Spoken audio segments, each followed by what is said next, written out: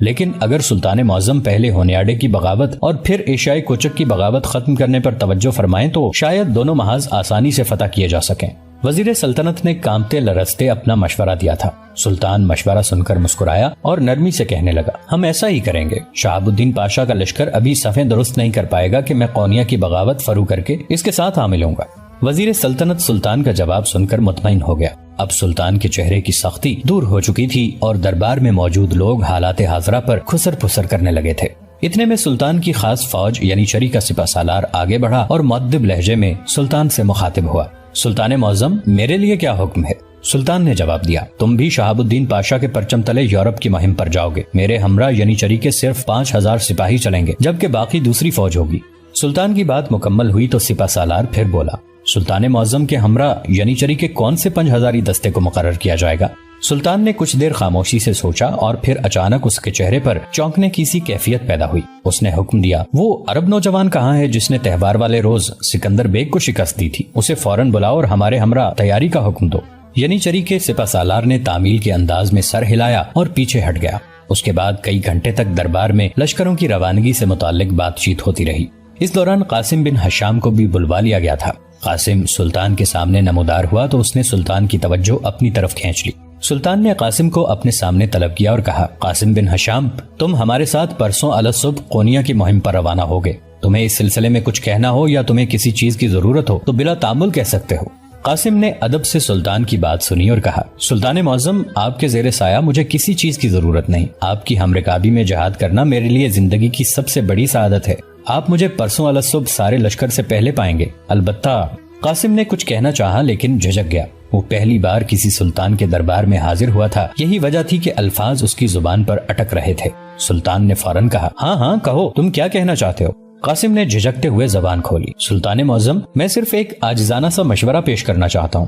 سلطان معظم، ایک لشکر سالار شہاب الدین پاشا کی سرکردگی میں یورپ کی جانب روانہ کر رہے ہیں اور خود ایشیائی کوچک کی مہم پر روانہ ہونا چاہتے ہیں۔ مجھے اندیشہ ہے کہ ادرنا کو خالی کر دینے سے قیصر قسطنطنیہ کو یہاں اپنی ریشہ دوانیوں کا کھلا موقع مل جائے گا۔ میں محسوس کرتا ہوں کہ ادرنا میں بعض خفیہ ہاتھ سلطان معظم کے خلاف سازش میں مصروف ہیں۔ یہ وہی ہاتھ ہیں جنہوں نے سکندر بیگ کو بغاوت کے لیے تیار کیا۔ سلطان قاسم کی بات سن کر چونک گیا۔ اس کی آنکھوں میں چیتے جیسی چمک نظر آئی اور وہ اپنی مسند پر سنبھل کر بیٹھ گیا۔ اس کی آنکھیں قاسم پر جمی ہوئی تھیں اور وہ کوئی اہم بات سوچ رہا تھا۔ سلطان نے تھوڑی دیر بعد کہا، قاسم بن حشام، ہم تمہاری بصیرت کی داد دیتے ہیں۔ یہاں ہمارے پرانے اور دانشمند ساتھی بھی موجود ہیں، لیکن تم نے ان سب سے زیادہ اپنی آنکھیں کھلی رکھی۔ ہم نے ابھی فیصلہ کیا ہے کہ ہم تمہیں اپنے ہمراہ قونیہ لے کر نہیں جائیں گے۔ ہم تمہیں اپنے پیچھے ادرنا میں شاہی سراغ رساں مقرر کرتے ہیں۔ ہمیں خود بھی شک تھا کہ سکندر بیگ کے پیچھے قیصر قسطنطنیہ کا ہاتھ ہے، لیکن ہمارا دھیان اس طرف نہیں گیا کہ ادرنا میں کسی سازش پر نظر رکھی جائے۔ ہم تم سے بہت خوش ہیں اور تمام ذمہ دار افراد حکومت کو حکم دیتے ہیں کہ وہ ضرورت پڑنے پر تمہارے ساتھ بھرپور تعاون کریں۔ قاسم کے لیے سلطان کا یہ فیصلہ بھی غیر متوقع تھا۔ پہلے روز قاسم کو 5000 سالار مقرر کرنے کا سلطانی فیصلہ بھی عجیب تھا۔ قاسم نے سوچا، بادشاہ ایسے ہوتے ہیں جو ہر آن غیر متوقع فیصلے کر سکتے ہیں۔ اب قاسم کے پاس سلطان سے کہنے کے لیے مزید کچھ نہیں تھا۔ قاسم نے تعمیل میں سر جھکایا تو سلطان پھر بولا، تم ہم سے دربار کے بعد تخلیہ میں ملو، ہم کچھ اور ضروری باتیں بھی تم سے کرنا چاہتے ہیں۔ قاسم نے دوبارہ تعمیل میں سر جھکایا اور ایک طرف ہٹ گیا۔ دربار برخاست ہوا تو دربان خاص قاسم کو قصر سلطانی کے دروازے تک لے گیا۔ یہاں خادمہ خاص نے قاسم کو وصول کیا اور اپنے ہمراہ لے کر سلطانی رہائش گاہ کی طرف چل دی۔ یہ قیصر یلدرم تھا۔ لمبی لمبی راہداریاں شیشہ و سنگ سے آراستہ و پیراستہ تھیں۔ گلستان شاہی میں رنگ برنگے فوارے نصب تھے۔ قاسم دیوان خاص میں داخل ہوا۔ سامنے شاہی لباس میں ملبوس ایک خوبصورت نو عمر لڑکا کھڑا تھا۔ یہ شہزادہ محمد تھا، سلطان معظم کا فرزند دوئم۔ سلطان کے بڑے بیٹے کا نام شہزادہ علاؤالدین تھا۔ شہزادہ محمد نے مسکراتے ہوئے قاسم کا استقبال کیا تو خادمہ خاص ایک طرف ہٹ کر کھڑی ہو گئی۔ شہزادہ محمد بے تکلفی کے ساتھ قاسم سے بغلگیر ہوا اور پھر ہنستے ہوئے کہنے لگا، میں تہوار والے روز آپ کی شمشیر زنی سے بہت متاثر ہوا اور میں اسی روز سے آپ کی ملاقات کا خواہاں ہوں۔ آج آپ کے آنے کا سنا تو میں آپ سے ملنے کے لیے چلا آیا۔ آپ سلطان معظم سے ملنے کے بعد میرے پاس ضرور تشریف لائیے گا۔ میں اپنے کمرہ خاص میں آپ کا انتظار کروں گا۔ قاسم کو شہزادہ محمد بہت پسند آیا۔ قاسم نے شہزادہ محمد کے ساتھ وعدہ کیا کہ وہ واپسی پر اس سے ضرور ملے گا، اور پھر قاسم خادمہ خاص کی رہنمائی میں سلطان مراد خان ثانی کے سامنے حاضر ہوا۔ سلطان نے قاسم کو شفقت سے اپنے قریب نشست پر بٹھایا اور خادمہ خاص کو قاسم کی تواضع کرنے کا حکم دیا۔ یہ سلطان کا کمرہ ملاقات تھا۔ چاروں طرف اونچی پشت والی نشستیں رکھی تھیں۔ کمرے کی دیواروں پر سلطنت عثمانیہ کے بہترین خطاطوں اور مصوروں کے فن پارے آویزاں تھے۔ درمیان میں کمرے کی چھت سے ایک قرمزی فانوس لٹک رہا تھا۔ کمرے کے فرش میں یونان کا سنگ احمر چمک رہا تھا اور کھڑکیوں کے ساتھ کمخاب کے رنگین پردے لٹک رہے تھے۔ سلطان نے قاسم سے پہلا سوال کیا، تمہیں کیسے اندازہ ہوا کہ ادرنا میں قیصر کے جاسوس سرگرم ہیں؟ سلطان معظم، مجھے کالونی کے راستے پر ایک اجنبی دوشیزہ نے روکا اور اپنا نام اور پتہ چھپاتے ہوئے یہ بتایا کہ سکندر بیگ سلطان معظم کے خلاف بغاوت کا ارادہ رکھتا ہے۔ میں نے اس لڑکی سے اس کے ذریعے معلومات اور نام پتہ پوچھنے کی بے حد کوشش کی، لیکن وہ لڑکی دیکھتے ہی دیکھتے اپنی بگی میں سوار ہو کر میری نظروں سے اوجھل ہو گئی۔ سکندر آپ کا عزیز فرزند تھا، چنانچہ میں نے اس کی دوشیزہ کی بات کو جھوٹ سمجھا اور نظر انداز کر دیا۔ قاسم نے اپنی کوتاہی پر شرمندہ ہونے والے لہجے میں کہا۔ سلطان کی آنکھیں حیرت سے پھٹی ہوئی تھی۔ اس نے بڑی بے صبری کے ساتھ قاسم سے پوچھا، یہ کب کی بات ہے؟ سکندر کے روانہ ہونے سے پہلے کی یا بعد کی؟ یہ سکندر بیگ کے روانہ ہونے سے بعد کی بات ہے۔ سلطان نے قاسم کی بات سن کر تفہیمی انداز میں سر ہلایا اور پھر کہا، اس کا مطلب ہے کہ واقعی سکندر بیگ پہلے سے غدار تھا اور یہ بھی یقینی ہے کہ یہاں ادرنا میں قیصر کے جاسوس موجود ہیں۔ اچھا، اس کے علاوہ تم اور کیا جانتے ہو؟ قاسم نے کسی قدر جھجکتے ہوئے جواب دیا، اس کے علاوہ میری نظر یعنی چری کے چند سالاروں پر بھی ہے جن کے بارے میں مجھے شک ہے کہ وہ باغیانہ خیالات کے مالک ہیں، اور چند دیگر اشخاص بھی میرے خیال میں مشکوک ہیں، لیکن ابھی تک میرے سامنے صحیح صورتحال واضح نہیں ہے۔ اب جب کہ آپ نے میری ذمہ داری یہی مقرر کر دی ہے تو انشاءاللہ میں سر دھڑ کی بازی لگا کر بھی اس سازش کا کھوج نکال لوں گا۔ بہت خوب، ہمیں تم سے یہی توقع ہے۔ ہم چاہتے ہیں کہ قونیا سے واپس آئیں تو تم ہمیں قیصر کے جاسوسوں کے پکڑے جانے کی خوشخبری سناؤ۔ پہلے ہم قونیا سے سیدھا یورپ روانہ ہونے کا ارادہ رکھتے تھے، لیکن اب ہم نے فیصلہ کیا ہے کہ ہم ایک بار قونیا سے ادرنا واپس آئیں گے اور غداروں کو عبرتناک سزا دیں گے۔ ہم تمہارے تعاون کے لیے اپنے خفیہ محکمے کے سربراہ بہرام کو بھی مقرر کر دیں گے اور کوتوالے شہر کو بھی ہدایات جاری کر دیں گے۔ قاسم نے کچھ سوچتے ہوئے سلطان سے کہا، سلطان معظم، آپ نے سر دربار مجھے شاہی سراغ رساں مقرر فرمایا ہے، اس لیے یقیناً ادرنا میں مصروف جاسوسوں کو میرے بارے میں خبر ہو جائے گی اور وہ محتاط ہو جائیں گے۔ میں چاہتا ہوں کہ آپ بہرام خان اور کوتوالے شہر کو میرے بارے میں ہدایات جاری نہ کریں۔ میں چاہتا ہوں کہ اپنے دشمنوں کو بے خبری کے عالم میں پکڑوں۔ سلطان مراد خان ثانی درویش فطرت انسان تھا اور ایک بہادر سپاہی تھا۔ اسے قیصر کی طرح گھناؤنی سازشیں نہیں آتی تھیں، لیکن سلطنت کے علماء اور دانشور سلطانی بصیرت اور تدبیر کے قائل تھے۔ سلطان نے غالباً اپنی دور اندیشی کا ثبوت دیتے ہوئے بہرام اور کوتوالے شہر کو بتانا چاہا، لیکن قاسم نے اسے منع کر دیا۔ اس نے قاسم کے مشورے کو فوراً قبول کر لیا۔ اس کے بعد دیر تک قاسم اور سلطان غداروں کی چھان بین کے موضوع پر بات کرتے رہے۔ کافی دیر بعد جب قاسم سلطان سے ملاقات کر کے لوٹا تو شہزادہ محمد کمرے میں اس کا منتظر تھا۔ وہ قاسم کو دیکھتے ہی اس کا استقبال کرنے کے لیے اندر گیا اور اسے اپنے قریب مسحری پر بیٹھنے کا اشارہ کیا۔ محترم قاسم بن ہشام، اس دن مقابلے کے دوران اگر ہماری کنیز کی بیٹی آپ کو بروقت خبردار نہ کر دیتی تو سکندر آپ کا سر قلم کر چکا تھا۔ شہزادہ محمد کی بات سن کر قاسم حیرت سے اچھلا۔ کنیز؟ کون کنیز اور کون سی بیٹی؟ میں آپ کی بات نہیں سمجھا شہزادہ حضور۔ شہزادہ محمد قاسم کی بات سن کر مسکرا دیا اور ہنس کر کہنے لگا، کیا آپ کو یاد نہیں کہ مقابلے کے دوران آپ جب مصنفین کے پاس جا کھڑے ہوئے تھے اور تماشائیوں کی جانب دیکھ رہے تھے تو آپ کے عقب سے سکندر نے خطرناک وار کیا تھا؟ اس وقت آپ کو خبردار کرنے والی آواز سکندر بیگ کی البانوی کنیز کی بیٹی مارسی کی تھی۔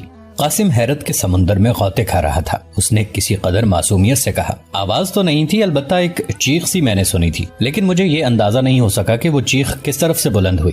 شہزادہ محمد اب مزے لے لے کر مسکرا رہا تھا۔ اس نے پھر کہا، جی ہاں جناب، وہ چیخ مارسی کی تھی۔ خیر چھوڑیے، ہم بھی ملتے ہی کیا گفتگو لے بیٹھے۔ سنا ہے آپ کو شاہی سراغ رساں مقرر کیا گیا ہے۔ برادر محترم، براہ کرم ہمارے لیے بھی ایک دو سراغ ضرور ڈھونڈیے گا۔ شہزادہ محمد نے زومانی جملہ کہا اور دونوں کھلکھلا کر ہنس دیے، لیکن قاسم کا ذہن متواتر اس چیخ پر لگا ہوا تھا۔ وہ ابھی تک سوچ رہا تھا کہ ایک لڑکی نے انتہائی نازک وقت میں اس کی جان بچا کر اس پر احسان کر دیا ہے۔ وہ سوچ رہا تھا کہ اسے البانوی کنیز کی بیٹی سے مل کر اس کا شکریہ ادا کرنا چاہیے۔ اچانک کسی خیال کے تحت قاسم نے شہزادہ محمد سے کہہ دیا، شہزادہ حضور، حق تو یہ ہے کہ میں اس لڑکی کا شکریہ ادا کروں، لیکن سوچتا ہوں کہ اس کو کہاں تلاش کروں۔ قاسم کے ذہن میں کچھ اور ہی خیالات گردش کر رہے تھے۔ غالباً اس کے اندر کا سراغ رساں حرکت میں آ چکا تھا، ورنہ اس طرح پہلی ملاقات میں شہزادہ محمد کے ساتھ وہ یوں بے تکلف ہونے کی کوشش نہ کرتا۔ شہزادہ محمد نے قاسم کی بات سنی تو اس کا قہقہ نکل گیا۔ اچھا، چند لمحوں میں نوبت اس جگہ تک آ گئی، کہیں ہمارے سراغ رساں صاحب غائبانہ عشق تو نہیں فرمانے لگے؟ نو عمر شہزادے نے اپنا قیافہ قائم کرتے ہوئے کہا، نہیں شہزادہ حضور، ایسی بات نہیں ہے، میں تو بس ویسے ہی اخلاقی لحاظ سے کہہ رہا تھا، آخر اس لڑکی نے میری جان بچائی ہے۔ شہزادہ محمد پھر ہنس دیا۔ برادر محترم، آپ کی اخلاقیات اپنی جگہ بجا، لیکن یاد رکھیے کہ آپ مسلمان ہیں اور وہ ایک عیسائی ماں کی بیٹی ہے۔ قاسم کے لیے یہ بات پھر چونکا دینے والی تھی۔ وہ اپنے مقدر پر رشک کرنے لگا کہ سراغ رسانی کی ذمہ داری سنبھالتے ہی پہلے قدم پر اسے سراغ ملنا شروع ہو گئے تھے۔ اس کا ذہن ایک عیسائی لڑکی کے بارے میں سوچ رہا تھا جس نے تہوار والے روز قاسم کی جان بچائی اور جو سکندر کی البانوی کنیز کی بیٹی ہے۔ یہ یقیناً ایک عجیب اتفاق تھا، اس قدر عجیب کہ اسے جان کر قاسم کے رونگٹے کھڑے ہو گئے۔ اس نے بے صبری سے بات کرتے ہوئے پوچھا، لیکن شہزادہ حضور، اس لڑکی کا پتہ بھی تو عنایت فرمائیے تاکہ ہم اس کا شکریہ ادا کرنے کے لیے جا سکیں۔ بہت خوب، سبحان اللہ، تو ہمارے 5000 سالار اور شاہی سراغ رساں جناب قاسم بن حشام صاحب ایک عیسائی لڑکی کے دام حسن میں گرفتار ہو ہی گئے۔ شہزادہ محمد خوب ہنس رہا تھا۔ قاسم نے بھی اس کی ہنسی میں شامل ہو کر ہنسی مذاق کا ماحول بنانے کی اداکاری کی۔ شہزادہ محمد نے پھر کہا، ٹھیک ہے، ہم آپ کو مارسی کا پتہ بتا دیتے ہیں، لیکن اس کی ایک شرط ہے، پہلے وہ پوری کیجئے۔ قاسم نے چونک کر پوچھا، بے شک، فرمائیے کون سی شرط ہے؟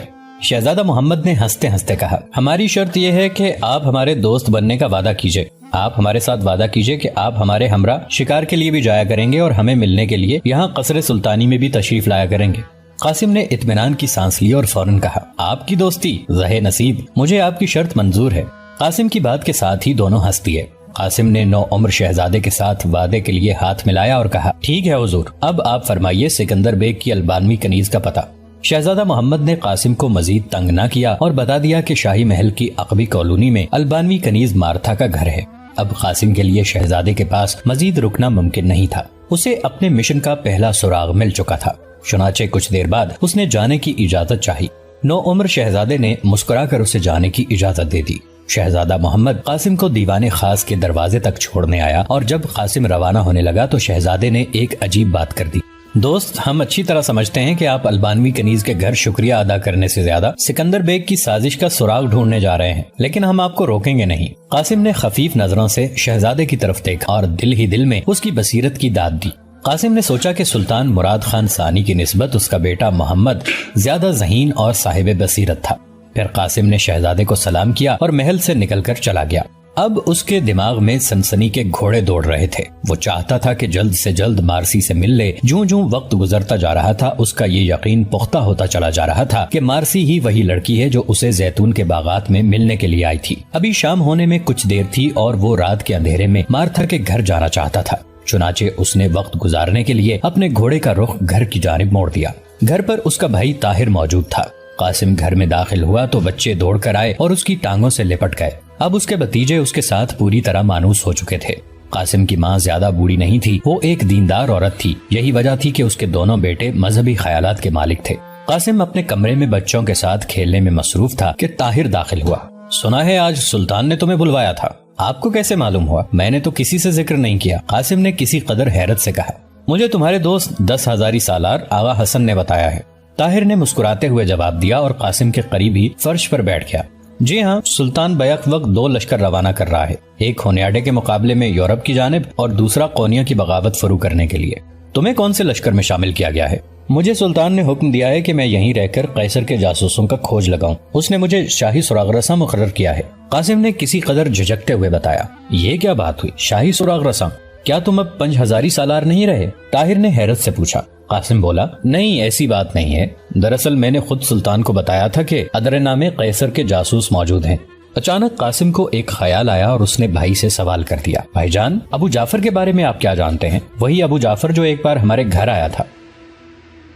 طاہر نے سنسنی زدہ نظروں سے قاسم کی جانب دیکھا اور کچھ دیر سوچنے کے بعد دھیمے لہجے میں کہنے لگا، میں تو یہی جانتا ہوں کہ وہ بغدادی دروازے کی مسجد کا خطیب ہے۔ ہاں، البتہ یہ بھی سنا ہے کہ اس کے تعلقات دربار شاہی تک پھیلے ہوئے ہیں۔ طاہر کی بات سن کر قاسم درمیان میں بول پڑا، نہیں، کیا آپ یہ نہیں جانتے کہ وہ ادرنا میں کیسے آیا، کہاں سے آیا، اس کا حدود اربا کیا ہے، اور یہ کہ کیا ادرنا میں اس کا کوئی اور رشتہ دار بھی ہے؟ طاہر کچھ سوچنے لگا۔ اب اس کے ماتھے پر سوچ کے شکنوں کا بسیرا تھا۔ اس نے چند ثانیے خاموش رہنے کے بعد کہا، جہاں تک مجھے معلوم ہے ادرنا میں ابو جعفر کا کوئی رشتہ دار نہیں ہے۔ یہ شخص عرب کا باشندہ ہے اور پچھلے کئی سال سے یہاں ادرنا میں مقیم ہے۔ یہ جان کر کہ ابو جعفر کا کوئی رشتہ دار ادرنا میں نہیں ہے، قاسم کی آنکھوں میں چمک آ گئی۔ وہ سیدھا ہو کر بیٹھ گیا اور طاہر سے کہنے لگا، بھائی جان، آپ نے غور سے ابو جعفر کا چہرہ دیکھا ہے؟ آپ یاد کریں، وہ عربوں کی طرح گورا چٹا اور صحت مند ضرور ہے، لیکن اس کی آنکھیں عربوں سے مشابہ نہیں ہیں۔ اس کی آنکھوں کی نیلی رنگت لاطینی اقوام جیسی ہے۔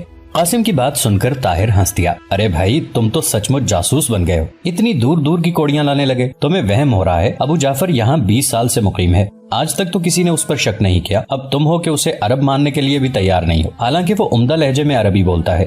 قاسم نے بھائی کی بات سنی لیکن خاموش رہا، اس کا دماغ کہیں اور تھا۔ قاسم کو خلاؤں میں گھورتا دیکھ کر طاہر بولا، اچھا چھوڑو یہ سراغ رسانی، چلو چل کر کھانا کھاتے ہیں۔ قاسم دسترخوان پر بھی خاموش رہا۔ جب سے سلطان نے اسے سراغ رسانی کی ذمہ داری سونپی تھی اس کا دماغ فعال ہو گیا تھا۔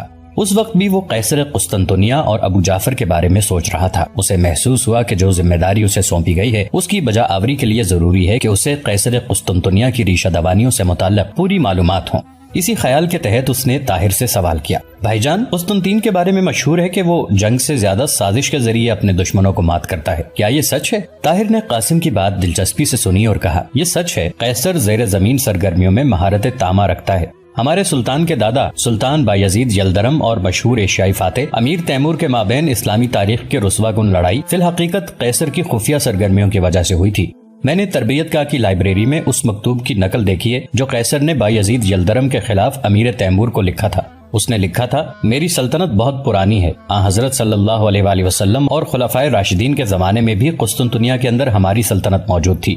اس کے بعد بنو امیہ اور بنو عباس کے زمانے میں بھی خلفاء سے بارہا ہماری صلح ہوئی اور کسی نے قسطنطنیہ لینے کا قصد نہیں فرمایا، لیکن اب عثمانی سلطان نے ہمارے اکثر مقبوضہ چھین لیے ہیں اور ہمارے دارالسلطنت قسطنطنیہ پر اس کا دانت ہے۔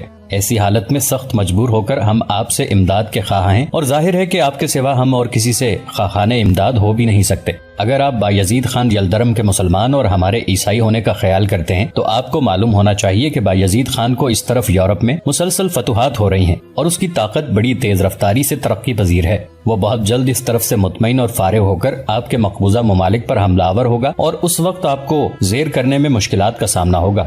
بایزید خان نے سلطان احمد جلائر اور قرا یوسف ترکمان کو، جو آپ کے مفرور باغی ہیں، اپنے یہاں عزت کے ساتھ مہمان رکھ چھوڑا ہے اور یہ دونوں باغی اس کو آپ کے خلاف جنگ کرنے اور مشورہ دینے میں برابر مصروف ہیں۔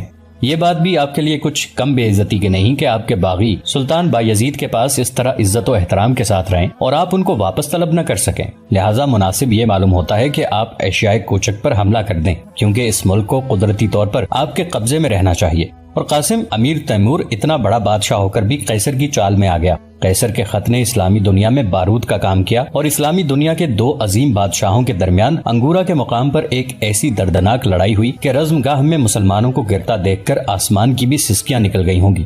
اس جنگ میں تیمور نے بایزید کو عبرتناک شکست دی اور سلطان بایزید کو لوہے کے پنجرے میں بند کر کے گلی گلی پھرایا اور رسوا کیا۔ قیصر ہمیشہ گھٹیا حربے استعمال کرتا رہا ہے۔ یہ جب کمزور ہوتا ہے تو دب کر مسلمانوں کے تلوے چاٹنے لگتا ہے، لیکن جب اسے ذرا موقع ملتا ہے یہ کوئی بھی گری ہوئی حرکت کرنے سے باز نہیں آتا۔ تم شاید نہیں جانتے، سلطان مراد خان اول سے ڈر کر قیصر نے اپنی 3 خوبصورت لڑکیاں مراد خان اول کو پیش کر دی، ایک اس کے لیے اور 2 اس کے بیٹوں کے لیے۔ اس کے باوجود قیصر سلطان مراد خان اول کے خلاف سازشوں میں مصروف رہا۔ 782 ہجری میں قیصر قسطنطنیہ پیلولوگس نے پہلے سلطان کے خلاف گھناؤنی سازشیں کی اور پھر جب سلطان کے غضب سے خوفزدہ ہوا تو اپنے بیٹے تھیوڈوس کو سلطان کی خدمت میں بھیج کر درخواست کی کہ اس کو ینیچری فوج میں بھرتی ہونے کے لیے عزت دی جائے۔ قیصر مسلمان سلاطین کے حرم میں اپنی بیٹیاں اور بہنیں بھیجنے سے بھی باز نہیں رہتا۔ عثمانی سلاطین کے محل میں بھی قیصر کی شہزادیاں ہر دور میں خطرناک سازشوں کا حصہ رہی ہیں۔ طاہر نے پوری تفصیل کے ساتھ قاسم کو قیصر کے متعلق بتایا۔ اس طرح تفصیل کے ساتھ بیان کرنا اس کا پیشہ تھا۔ آخر وہ ایک تجربہ کار معلم تھا۔ قاسم اپنے بھائی کی گفتگو سننے میں اس قدر محو تھا کہ اسے وقت گزرنے کا احساس ہی نہ ہوا۔ اچانک اسے خیال آیا کہ اسے مارسی سے ملنے جانا ہے تو وہ چونک گیا۔ وہ اس قدر اہم گفتگو کو چھوڑ کر جانا تو نہیں چاہتا تھا، لیکن اس نے فرض کو دلچسپی پر ترجیح دیتے ہوئے مارسی کے گھر جانے کا فیصلہ کیا اور کھانا ختم کرنے کے بعد ہاتھ صاف کرتے ہوئے اٹھ کھڑا ہوا۔ طاہر نے قاسم کو اٹھتے دیکھا تو سوال کیا، کیا بات ہے، کیا تم کہیں جانا چاہتے ہو؟ جی ہاں، مجھے ضروری جانا ہے۔ آپ نے سلسلہ معلومات جہاں پر چھوڑا ہے یہیں سے آگے میں آپ سے سنوں گا۔ آپ کی بتائی ہوئی تفصیل بہت دلچسپ اور جامع ہے۔ اچھا، اب میں اجازت چاہتا ہوں۔ کھانا کھا کر بچے اونگتے ہوئے سونے کے لیے چلے گئے۔ قاسم نے اپنا گھوڑا نکالا اور گھر سے باہر نکل آیا۔ ہمارے اس چینل کو سبسکرائب کر کے نیچے موجود بیل آئیکن کو بھی ضرور کلک کیجیے گا۔ اگلی ملاقات تک کے لیے ہمارا اور آپ کا اللہ نگہبان۔